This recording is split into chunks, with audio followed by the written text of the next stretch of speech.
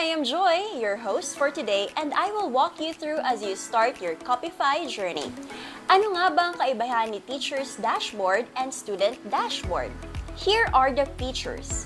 With Copify, teacher can create subject page specifically based on class year and section. Dito, pwede niyang ilatag lahat in advance using the Upload Later feature to set the class at one moment of time. At sa pamamagitan nito, maaari nang ma-notify lahat ng mga estudyanteng enrolled sa subject section na ito in just one set of time. Ito ay isang mabisang pamamaraan para ma-organize at abot kamay ng mag-aral ang dapat nilang matutunan ayon sa klase nito.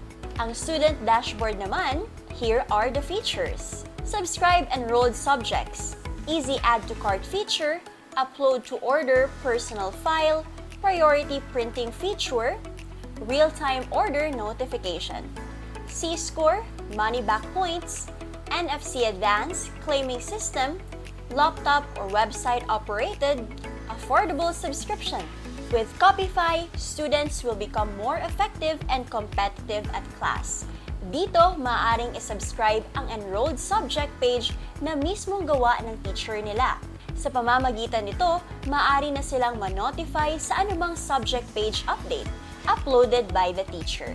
At wala nang ida-download para ipila upang maka-imprinta. Dito, maaaring i-add to card na lang at maghintay na lamang sa real-time notification sa print status nito. Kung nagmamadali, maaaring gamitin ang priority printing feature para mas una sa lahat. Ang kagandahan nito ay sa bawat peso ay may katumbas na puntos na maiipon at mariredeem mo for free printing.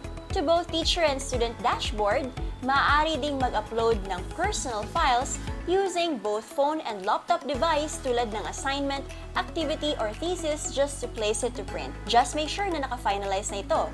I'm Joy and create your own story with Copify.